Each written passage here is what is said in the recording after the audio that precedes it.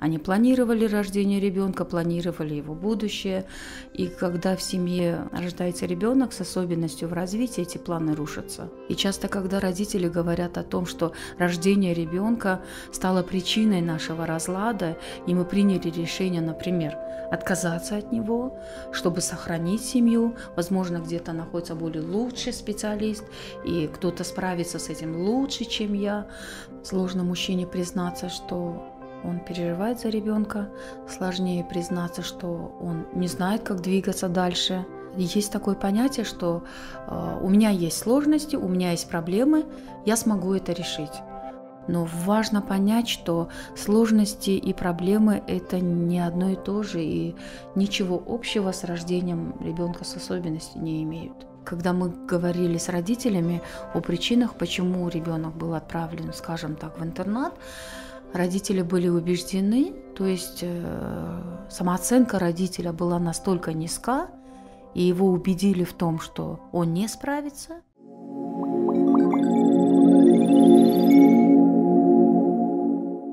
Привет! Это очередной выпуск цикла «Мне не страшно», который Академия трех медведей пишет совместно с общественной организацией РУДА и национальной сетью «Ранний старт». Именно они нам помогли найти специалистов и героев. Мы говорим откровенно о детях с расстройством аутистического спектра, о семьях, воспитывающих особенных детей, о специалистах, которые работают с семьями и с детьми. Меня зовут Зибота Джибаева. Сегодня у меня в гостях Зухра Сафарова, координатор программы «Зрелое родительство» общественной организации РУДА. Здравствуйте, Зухра. Добрый день, Зибо. Что самое страшное для родителей особенных детей? Да, очень интересный вопрос. Однозначно сразу ответить на этот вопрос очень сложно. Почему? Потому что когда мы сравниваем самое страшное и недостаточно страшное, мы подразумеваем, что родителей тревожит очень многое. И это может быть от тревоги за будущее ребенка, его самостоятельность, его социальный статус, скажем, продолжение рода. И когда задумываешься об этом, возникает следующий вопрос: а что страшнее для родителей и семей? Это постановка самого диагноза, принятие самого диагноза, или же вопрос о том, как с этим диагнозом быть успешным ребенку? И что страшнее, впервые узнать об особенности ребенка, или же каждый день видеть ребенка и принимать его особенность, и думать о его будущем, и планировать это будущее. Поэтому однозначно ответить очень сложно. Родителей тревожит очень многое. А когда начинается работа с родителями? Как только они узнают об особенности ребенка, или же когда они сами понимают, что им нужна помощь? Тот период, скажем, когда родитель сам понимает необходимость поддержки, дополнительной поддержки и чувствует запрос в этом, этот период может возникнуть очень поздно. И практически ощущение и открытость, то есть запрос от родителей для дополнительной психологической поддержки, он возникает уже, скажем так, в стадии эмоциональной адаптации родителя к особенности ребенка. Это практически завершающая стадия принятия того неизбежного или принятия той утраты, которая возникла в семье, связанной с рождением ребенка. Что значит утрата? Утрата – один из терминов, которые используются при описании тех стадий переживаний, которые происходят, тех периодов переживаний, которые происходят в семьях с момента рождения ребенка с особенностью в развитии. Люди используют различные термины, используют как такое понятие, как неизбежность, используют переживание горя, используют слово «утрата». В данном случае утрата подразумевает себя утрата тех планов, которые строила семья в ожидании, скажем так, рождения ребенка. Они планировали рождение ребенка, планировали его будущее, и когда в семье рождается ребенок с особенностью в развитии, эти планы рушатся. В этом случае они используют это слово. А сколько всего стадий проходит родитель? И проходит ли он все вот эти стадии? Да, я просто закончу мысль по предыдущему вопросу, с какого периода нужна поддержка. Поддержка нужна с момента, скажем так, осознания родителям диагноза. Это может быть с момента рождения ребенка, если вид особенностей заметен уже с момента рождения, или же потом, когда по мере роста ставится диагноз, скажем так, ментальный вид инвалидности, или же осложнение то физического вида инвалидности, оно осложняется и становится более выраженным в более поздний период. Но как только родитель видит эту особенность, с этого момента ему крайне необходима психологическая поддержка. И даже если он сам не осознает, что ему нужна эта поддержка, и основной приоритет в данной ситуации, основной запрос от родителей – это получение услуг, касаемых только ребенка. Но когда семья обращается с запросом на получение этих услуг, мы понимаем, что практически все семьи проходят эти периоды принятия, скажем так, принятия диагноза своего ребенка, и поэтому очень важно быть рядом с ними. То есть неважно, если у них есть какие-то уже звоночки, что им нужна помощь, да, специалиста, или пока нет, и они не осознают, что это важно. Да, очень практика показывает, что это очень долго ждать, когда будет запрос от родителя. Когда возникает запрос от родителя, это уже тот период самовосстановления. Ожидать этот период самовосстановления очень рискованно. Почему? Потому что теряется колоссальное количество времени, очень важного, того времени, которое можно использовать более эффективно и сделать ребенка успешным. То есть очень важное время – это 1001 день в развитии ребенка, это с момента рождения и до 3 лет, тот самый важный период, когда родитель может больше поддержать и развить своего ребенка. Только потому, что он будет сам к этому готов, да? То есть он психологически, получив поддержку от вас, даст больше своему ребенку. Да, очень важно в это время быть рядом с родителем. А какие стадии проходит родитель? Стадии в разной литературе эти стадии описываются по-разному. Бывает, когда описывают стадии переживания горя, стадии проживания горя, стадии возвращения, бывает такое использование терминологии, стадия принятия утраты. Что имеется в виду? То есть закономерно все семьи проходят 5 стадий.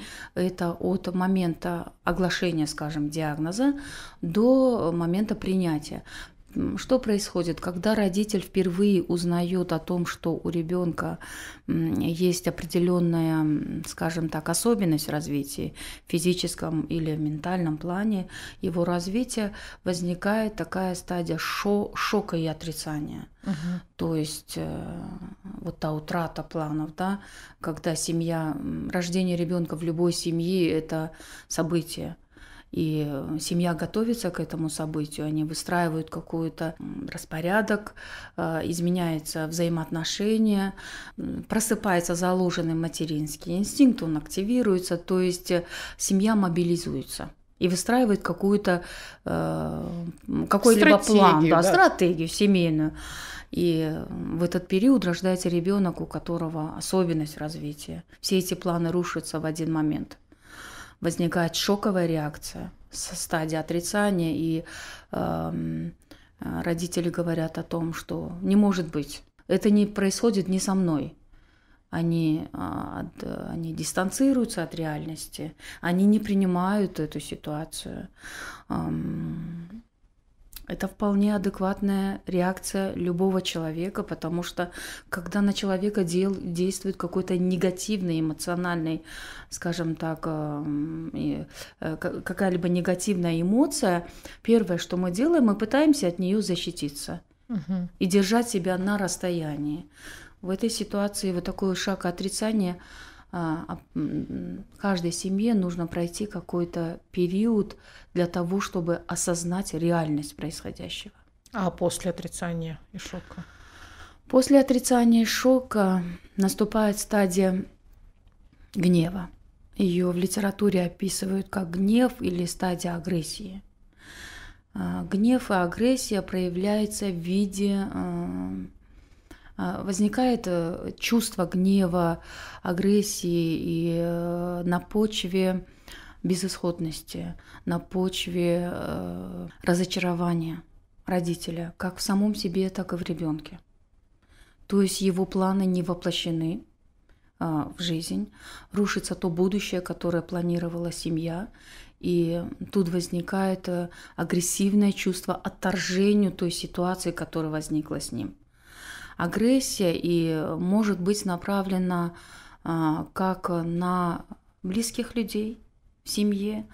Это, скажем так, агрессия может быть направлена на мужа или на жену, на остальных членов семьи. Это может быть агрессия и гнев, направленные на специалистов, на медработников, которые оказывали какие-либо услуги в этот период. Бывает такое явление, как самоагрессия, когда родители занимаются самобичеванием и обвиняют тебя практически, начинают говорить о том, что хотели бы вернуть время обратно, чтобы исправить, возможно, какие-либо события, которые повлияли вот на рождение и на сложившуюся ситуацию сегодня. Бывает, когда агрессия направлена на и ребенка тоже. Это самое страшное. Да, это очень тяжело. Переходят определенные эмоциональные стадии, и эти стадии эволюционируют, и они должны быть. Это имеет место быть. В нашей ситуации не осудить эту семью, а попытаться понять причину. Какие шаги иногда совершают родители вот в этой стадии? В стадии агрессии и гнева. Обвиняют медработников. Как только поставили диагноз, начинается обвинение, например, скажем, медработников в некомпетенции, поиск нового специалиста, и родитель может застрять, скажем так, в этой стадии, и он может очень долгое время находиться в поисках лучшего специалиста, лучшего лекарства. Очень много бывает конфликтных ситуаций внутри семьи, когда родители начинают обвинять друг друга. Бывает так, что происходит распад семьи.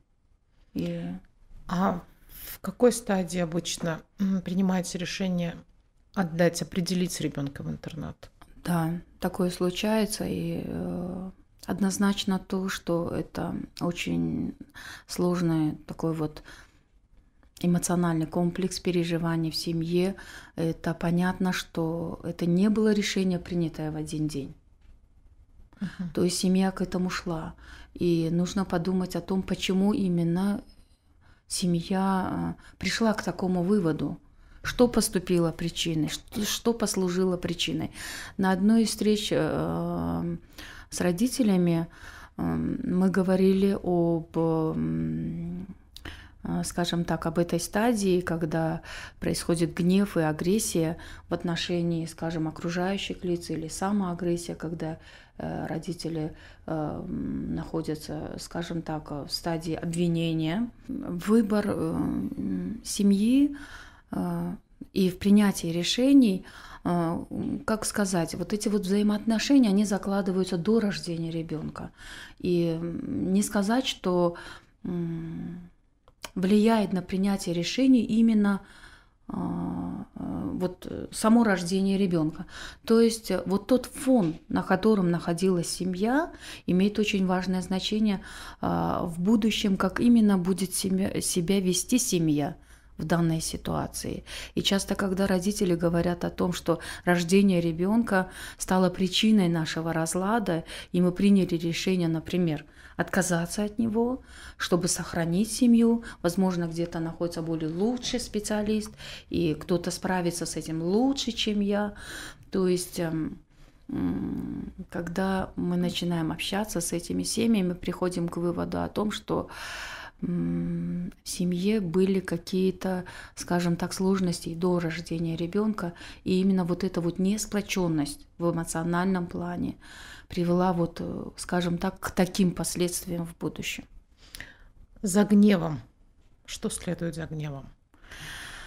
За гневом и агрессией следует стадия, ее называют часто стадия компромисса или стадия торга.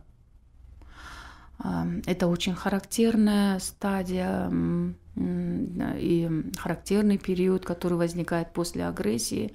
То есть человек начинает заниматься поиском выхода из этой ситуации.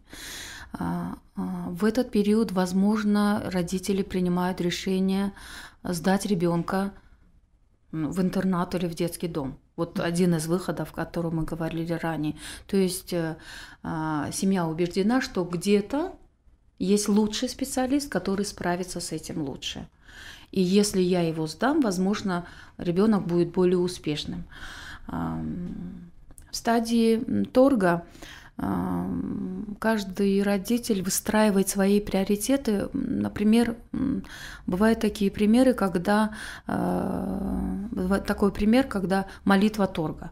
Родители начинают общаться с высшими силами, например, обращаются к Богу в надежде, в поддержке, чтобы Бог поддержал или Всевышний поддержал, и в качестве торга обязуются, например, заниматься благотворительностью или, скажем так, обязуются, что если они справятся с этой ситуацией и ребенок станет лучше, он выздоровеет, они обещают сделать какие-либо обязательства, исполнить эти обязательства.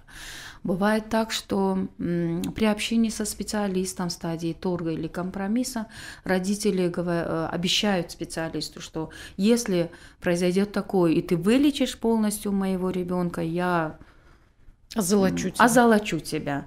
Или постоянный поиск золотой таблетки, которая сможет одномоментно, скажем, вылечить ребенка. Вполне, скажем так, понятное поведение родителей. Почему? Потому что очень мало информации, и эта стадия и характеризуется тем, что родители в поисках компромисса занимаются сбором этой информации подсознательно. Они находятся в стадии поиска выхода. Что следует за поиском выхода? Когда они набираются этой информации, в этот период возникает стадия депрессии. То есть, предположим, мама очень много ставит перед собой обязательств перед Богом, если ребенок выздоровеет, но она видит, что пока прогресс есть, но он не настолько явный. Или же очень много специалистов перепробовано, но, скажем так, ребенок не достиг желанного результата семьи. И в этот период часто семьи обращаются, скажем так, к нетрадиционным специалистам, к медицинским способам, скажем так, вмешательства в надежде на то, что, возможно, этим способом можно достичь лучших результатов. Обращаются к колдунам, мулам, и такое бывает. Видят, что результата нет. Что происходит? То есть родитель убеждается, что все его попытки тщетны. И это приходит к тому, что опускаются руки. И от этих постоянных поисков выхода и поисках лучшего специалиста, поисках лучшего лекарства, не видя результата, как бы на какой-то период отстраняются от ребенка, скажем так, от нужд ребенка, чем занимается семья. Это какой-то очень, скажем так, недолгий период, когда родители считают, что если ребенок сыт, он одет в тепле, этого достаточно. И не обращают внимания на то, что ему нужны еще и ему нужна еще и другая поддержка. Не только успешный ребенок — это не тот ребенок, который достиг целей, которые поставила перед собой семья. И если семья этой цели не достигла, значит ребенок не успешный. Вот это вот характеристика стадии депрессии.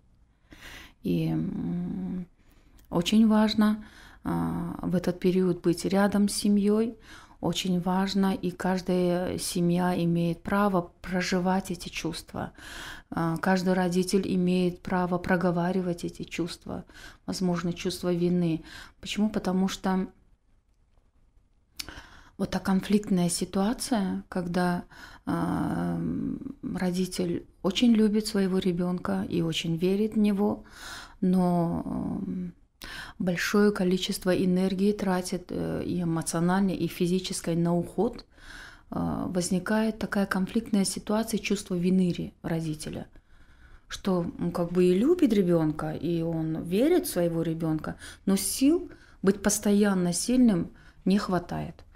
И такой вот это очень, скажем так, это большая колоссальная нагрузка. Это приводит к истощению эмоциональному, психическому истощению. Поэтому стадия депрессии – это, скажем так, стадия восполнения сил. То есть семья на какой-то период приостанавливает свою активность. Сил в семье на движение дальше пока нет. И только после депрессии следует принятие.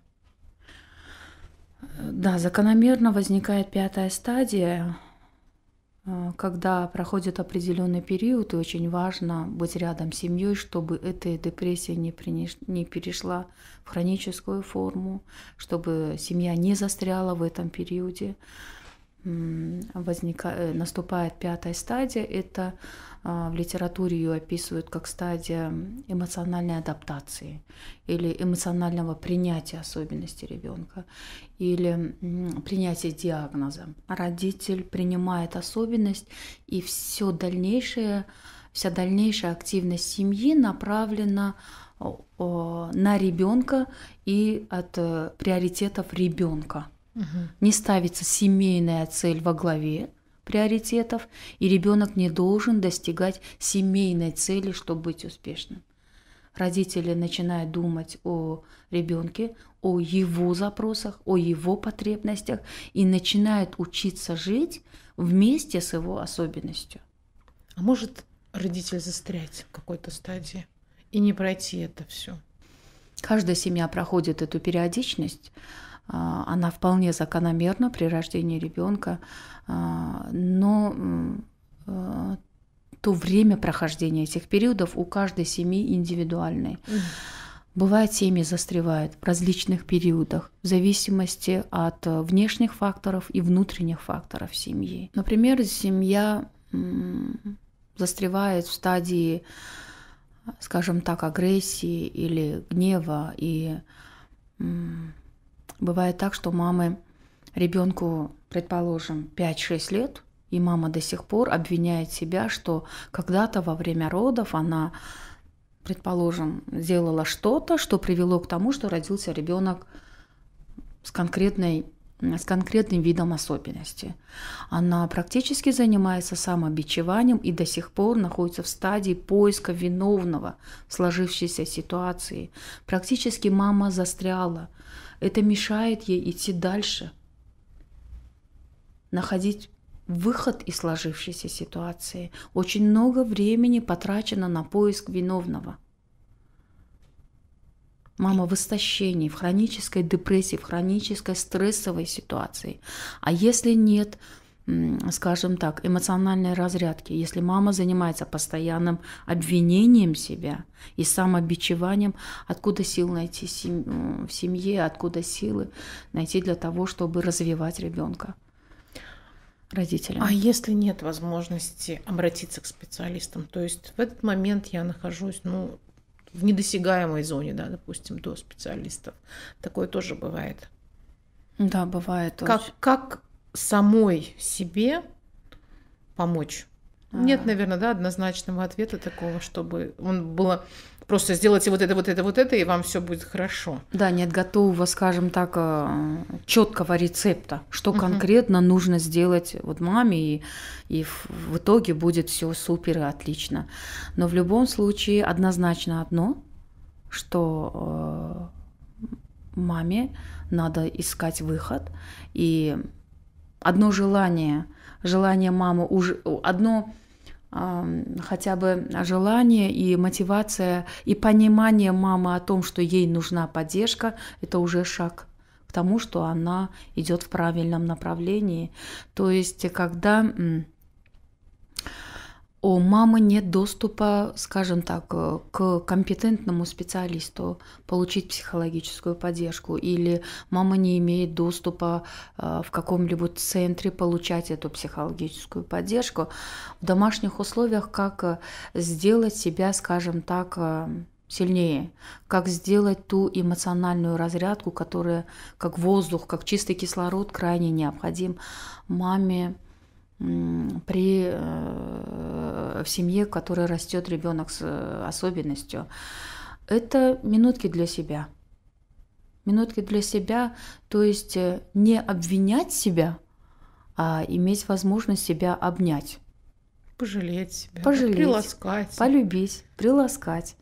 Это, возможно, не займет большого количества времени, это, возможно, не займет навыков, скажем так, психолога. Важно, чтобы мама полюбила себя и поняла, что она, любя себя, заряжает себя той необходимой, скажем так, уверенностью, которая сделает успешным ее ребенка. Это как ситуация в самолете. Помоги сначала себе, а потом своему ребенку. Да. Надень маску. Да, мама должна быть достаточно сильной и, скажем так, эгоистичной для себя, для того, чтобы суметь помочь своему ребенку и сделать его успешным. Приходят ли семьи полно, вот, например, не только супруги, да, иногда же бабушки, дедушки за помощью специалистам? Понимая, что вот они не могут справиться тоже с какой-то стадией, они, возможно, тоже ее проходят, потому что, например, обвиняют женщину в том, что родился такой ребенок. Когда мы говорим о рождении ребенка, и мы понимаем, что, скажем так, большая часть ответственности как бы возлагается на маму, и принято такое вот, скажем, понимание того, и что за здоровье ребенка, за его успешность первая ответственная – это мама. Физиологически так она как бы вынашивала ребенка и участвовала в рождении, и как бы получается все то здоровье, которое вложено в ребенке было заложено от мамы. Но важно понимать и мамам, и остальным членам семьи, что когда рождается ребенок в семье, это событие.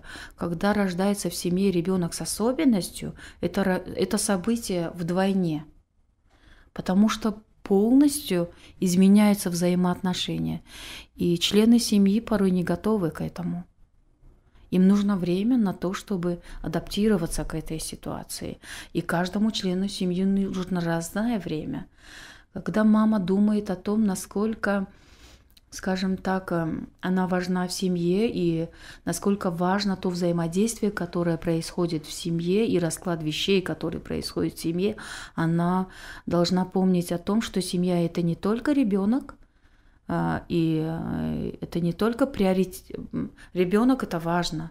И то, что очень много времени ребенок требует себя в плане времени, финансовых расходов или перестановки планов и приоритетов в семье, это понятно, что это нужно делать, но мама и родители, не только мама, родители должны понимать, и мама, и папа, что семья – это не только ребенок, и не только дети, это наши бабушки, дедушки, остальные дети, братья и сестры особенного ребенка, потому что у них тоже перестраивается мир. Они видят своих родителей в другой ситуации, в непривычной для себя ситуации. Они живут с родителями все эти периоды, пока родители адаптируются к особенности рождения, связанной с рождением ребенка с особенностью, и адаптируются остальные члены семьи. Конечно же, в определенный период психологическая поддержка нужна каждому. Но немаловажное значение, я еще раз, наверное, повторюсь, имеет вот именно эмоциональный фон в семье. То есть, если до рождения ребенка не было вот этого заложенного семя, да, о том, что какой-то вот трещинка маленькая, которая нам незаметна, пока ее не было, да, то есть рождение ребенка, в принципе, даже без особенностей, нормотипичного ребенка, может привести спровоцировать. к тому, Это может быть пусковым механизмом, но процесс уже начинался до. Зухра, кто болезненнее дольше проходит стадии, мужчина или женщина? Из вашей практики. Болезненные, всегда в сравнении очень сложно ответить однозначно, кто больше, кто меньше. Есть такое понятие, как проявление, скажем так, эмоциональное проявление, да, и женщине, естественно, легче делиться своими переживаниями. А мальчиков, будущих мужчин, мы с детства учим чему? Сдержанности, не плакать, не показывать истинные свои чувства. И даже если упал и больно, нельзя проговаривать эту эмоцию. Ты же мальчик. Ты же мальчик, ты должен быть сильным. Плакать можно только девочкам. И вот это вот неумение, ненаученное умение будущих мужчин делиться эмоциями, осознавать свои эмоции, проговаривать эти эмоции, наоборот, скажем так, утяжеляет вот эту периодичность принятия той неизбежности или период восстановления семьи после рождения ребенка с особенностью.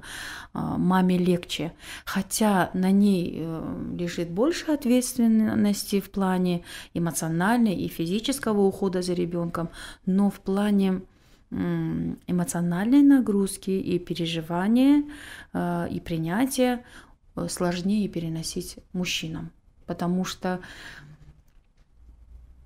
сложно мужчине признаться, что он переживает за ребенка, сложнее признаться, что он не знает, как двигаться дальше, потому что есть такое понятие, что у меня есть сложности, у меня есть проблемы, я смогу это решить. Это как бы самоутверждение мужчины, что я сильный, я смогу это решить. Но важно понять, что сложности и проблемы – это не одно и то же, и ничего общего с рождением ребенка с особенностью не имеют. Это не проблема, которую можно решить одномоментно. Были ли у вас в практике случаи, когда родители приходили к вам и говорили о том, что они готовы отказаться от ребенка? Что вы им говорите? Мама или это полная семья? Однозначно, это, так скажем, крайне негативный сценарий, происходящий в семьях. И это очень нежелательный исход, когда семья готова отдать ребенка. Но даже в этой ситуации семья пришла к этому решению не в один день. И я не думаю, что первое, что стоит говорить в таких семьях, это осуждение, критика. Возможно, я радикально против этого.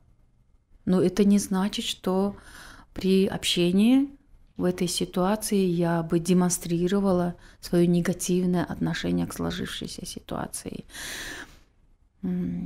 Нужно попытаться понять, почему это решение было принято, что повлияло на это решение. Принять решение, оставить ребенка – это достаточно серьезный шаг. И родителям через что-то пришлось переступить, чтобы принять это решение. Поэтому важно понять, почему это произошло и насколько этот процесс обратим и насколько мы можем повлиять на это. Бывают примеры, когда в практике аккуратно, скажем так, достаточно деликатно общаемся и пытаемся выяснить ситуацию в семье, мы применяем такой опыт, как воспоминания с детства самих родителей. Когда родители вспоминают о своем детстве, и они говорят о тех вещах, которые были важны для них в детстве, и мы делаем параллель, насколько это важно для ребенка. И когда родитель говорит: я сдаю в детский дом, возможно, там справятся с ним лучше, у меня нет условий, у меня нет, скажем так, той обеспеченности, которая может обеспечить моего ребенка государство. И когда мы говорим о детских приоритетах, о тех важных вещах, которые были для нас важны в детстве, мама имеет опыт провести эту параллель и попытаться еще раз подумать об этом, насколько принятое ей решение правильное. Потому что навязывать ей мнение о том, что это плохо, это что-то заслуживает осуждения. Да, и вызовет то, что она практически закроется и дальше уже не будет общаться и не будет говорить на эту тему. Кого-то смогли убедить? Убедить, скажем так, у нас в нашей организации есть группы зрелого родительства, они проводятся на базе детских домов. И в этих групповых встречах участвуют именно мамы, дети которых находятся в детском доме. Это одна из групп, и вторая группа, она уже завершилась. Это были родители, дети которых выросли уже в интернате, и они сейчас в подростковом периоде. И родители получали психологическую поддержку в этой группе в течение определенного времени. Радует одно, что родители думают об этом, родители не боятся говорить об этом, потому что самое страшное, когда, принимая очень серьезное решение, слушатель мамы не понимает, насколько, скажем так, принятое ею решение было тяжело и для нее самой. И когда она видит желание человека понять эту ситуацию, не оправдать ее, но попытаться понять, действительно ли это была вынужденная ситуация, и попытаться ей помочь в плане того, совместно найти выход из этой ситуации. Не осуждение, а, скажем так, эмпатию, поддержку. И в этой ситуации мамы раскрываются, они начинают говорить о вещах, скажем так, важных для детей. Как сказать? Например, когда мы говорим с мамой, как происходит развитие ребенка, какие у него успехи в интернате, она, например, может рассказывать, да, он получил какие-то определенные академические навыки или, предположим, он овладел каким-либо ремеслом. И дальше мы говорим уже о тех очень важных вещах. Бывает так, что родители убеждают в том, что они не справляются со своими родительскими обязанностями. Бывали и такие примеры, когда мы говорили с родителями о причинах, почему ребенок был отправлен, скажем так, в интернат. Родители были убеждены, то есть самооценка родителя была настолько низка, и его убедили в том, что он не справится, что родители принимают вынужденное решение отправить ребенка в интернат. И когда мы говорим о том, что, как вы считаете, будучи вы сами ребенком или подростком, что было бы для вас важнее? Овладеть какими-то академическими навыками и быть вне семьи, или каждый день иметь возможность быть рядом с мамой, скажем так, и иметь возможность быть дома и иметь возможность выбора. Родители начинают говорить о том, что им очень важно. Важно было то, все, что происходило в детстве. Бывает так, что уже взрослые родители до мелочей вспоминают свой подростковый период детства. До мелочей. Какую куклу купили, какие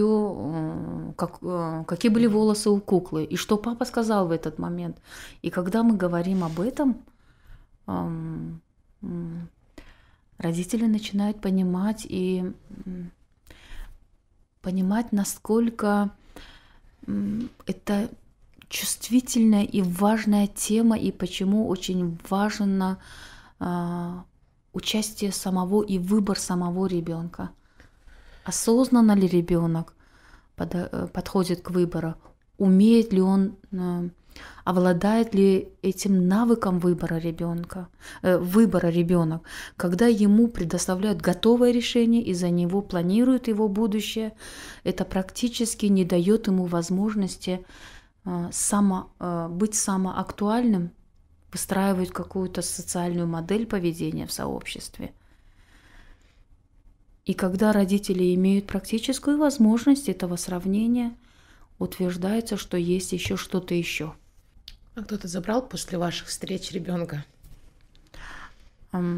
назад домой? Да, назад домой забрал. И хочу сказать, что важно предоставить альтернативу родителю. То есть поддержка, она бывает разная, но родитель ищет выход из ситуации.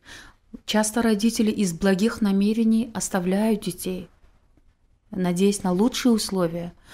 И когда родителю предлагаешь альтернативу, возможность создания этих условий, но когда ребенок находится в семье, конечно же, любой родитель выбирает вариант, когда есть возможность ребенку быть рядом и быть успешным. Как бороться с самой страшной мыслью, что ты можешь умереть раньше, чем твой ребенок? Точнее, все родители думают о том, что не дай бог умереть позже, чем твой ребенок. А родители с особенных детей, они постоянно испытывают страх того, что они умрут раньше. Вот как с этим страхом? Как его принять? Или подготовиться? И он никуда не денется, он будет с тобой, но просто как-то... Страх – это вполне естественно заложенное чувство от природы. В нем заложен инстинкт самосохранения. Это это должно быть. Страх, он помогает нам... Страх смерти помогает нам ценить жизнь. И когда мы думаем о смерти, мы ценим то, что мы имеем сейчас. Однозначно одно, что это чувство страха не должно быть всеобъемлющим и поглощающим все остальное в жизни родителя. Вот это родитель должен четко понимать, что это чувство не должно доминировать. Он сегодня не должен думать о будущем в этом ракурсе, именно о смерти, о своем отсутствии. Когда мы думаем о смерти, скажем так, в плане того, что это определенный период в жизни нашей семьи, и он происходит, и это неизбежно, мы не должны останавливаться на этой мысли. Это, знаете, взобраться на гору и попытаться заглянуть за нее. А что будет потом? И когда родитель не занимается, скажем так, постоянным продумыванием того и, скажем так, не переживает вот это вот чувство жалости к себе, которое возникает, и вот меня не будет, и что будет происходить. Когда он сумеет найти себе силы заглянуть немножко дальше, вот за эту гору, он должен подумать о том, чему вот именно вот эта гора, пик или смерть, чему ожидание этой смерти должно научить эту семью. Чему должно научить, к чему должно готовить родителя уже сегодня. То есть мы сегодня можем говорить об этом. И это наш плюс, это наш бонус. Мы должны готовиться к будущему. Мы должны думать о самостоятельности наших детей. Мы должны думать о продолжении рода. Это заложено в нас от природы. И планируя тот период, мы говорим не в ракурсе, скажем так, большого горя. Мы говорим о продолжении меня в будущем, об успешности меня как мамы в будущем. Я уже сейчас должна говорить, каждый родитель, говоря с ребенком о таком исходе, он обговаривает тот период, когда не может быть постоянно в поддержку рядом со своим ребенком, и как наработать в ребенке будущую самостоятельность, как спланировать тот период, когда родителя уже не будет рядом, когда обоих родителей не будет рядом, что нужно сделать для того периода уже сегодня, уже сейчас.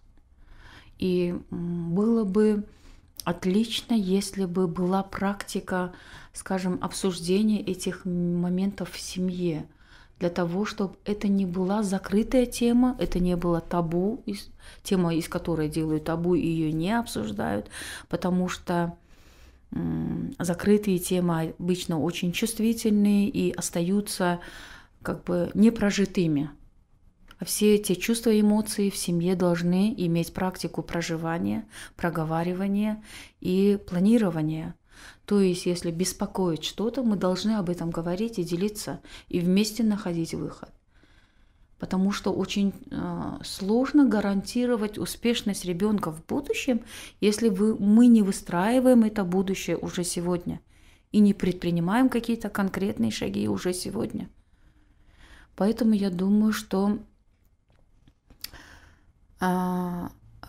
этот страх есть, но в силах родителя использовать эту неизбежность для того, чтобы сделать семью сильнее. Зухра, вы сами боитесь умереть раньше вашего ребенка? Боюсь ли я умереть? Было бы лукаво говорить, что я не боюсь умереть. Я хочу очень долго прожить и быть рядом с детьми, но я понимаю неизбежность этого. И когда я думаю о своем уходе, и когда у меня был опыт, когда мы обсуждаем эту тему, перед тем, как ответить, я хочу сказать, что я тоже родитель особого ребенка. У меня в семье 3 сыновей, у одного из которых церебральный паралич. Я рада, что мы вместе, мы в семье. И когда мы говорим на эту тему, меня мои дети временами удивляют. Я слышу в них природную мудрость. Когда мы говорим о смерти и об этой неизбежности, они учатся любить нас сегодня и сейчас. Они понимают, что, думая о смерти, думая об утрате, мы начинаем ценить то, что есть сейчас у нас. Очень сложно, сказав, научить этому чувству ребенка. Вот как объяснить ребенку? Вот ты должен меня любить. Это происходит неосознанно, подсознательно. И когда мы говорим о смерти, у ребенка возникает ассоциация потери близкого человека, и он начинает ценить то время, когда этот близкий человек находится рядом с ним. И он понимает, что это будет не всегда. Во-первых, это учит нас сегодня уже любить. Это учит нас планировать свое будущее. Это делает нас сильнее. Спасибо большое, Зухра. Подкаст создан в рамках проекта «Ранние годы. Время возможностей» при финансовой поддержке Института «Открытое общество. Фонд содействия в Таджикистане». Содержание подкаста может не отображать официальную позицию Института «Открытое общество. Фонд содействия в Таджикистане». Спасибо.